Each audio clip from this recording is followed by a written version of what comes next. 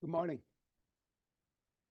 When I was growing up, I was a big fan of Jim Morrison, the lead singer of the Doors, and Jim was known as the Lizard King.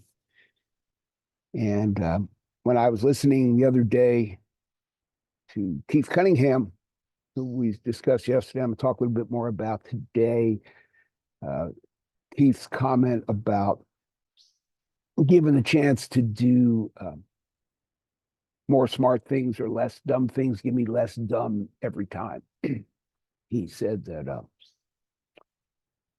you pay a dumb tax if you do too many dumb things. And he didn't want to pay any more dumb tax. And he cited a zillion examples of it. And again, Keith has built and lost and built again companies worth hundreds of millions of dollars. He's a great guy. He's a very entertaining guy. So I decided to come back and revisit with him today the idea of Jim Morrison. I was never a great student in school. I have learned my craft and been quote unquote successful at what I do, both in my search business and as a basketball coach, by really having to understand human nature. I was not an anthropology student. It's kind of on the job training.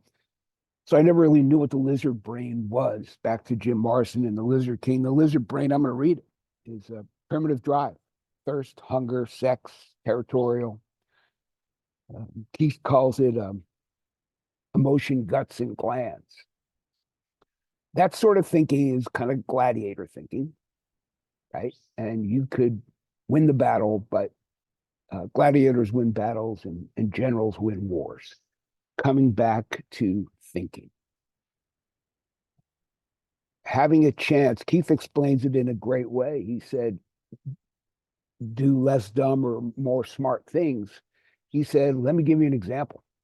If I could give you a chance to unwind any three financial decisions you've made, how much money would you have right now?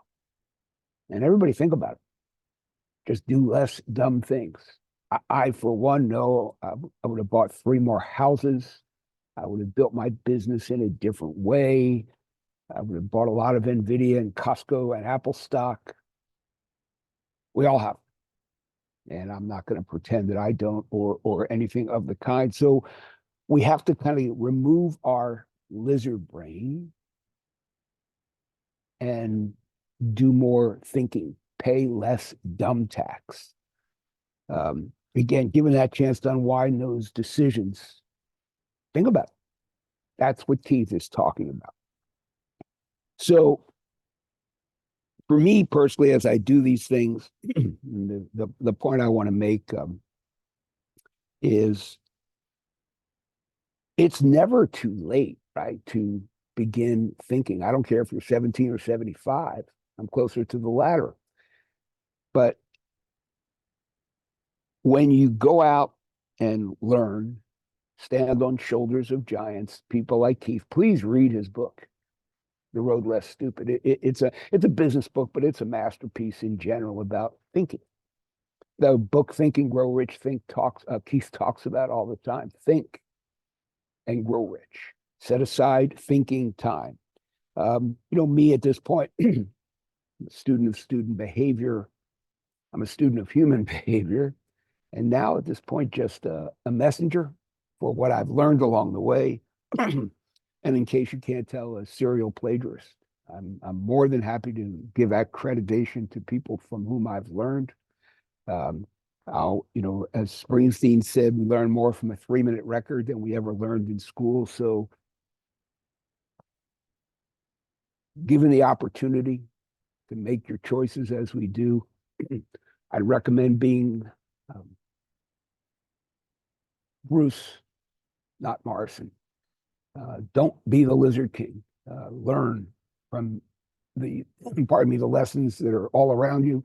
Pardon me for the cough. I'm sitting outdoors here and there's lots of pollen. And I hope this is all making sense. Again, The Road Less Stupid. Think about it. Read it.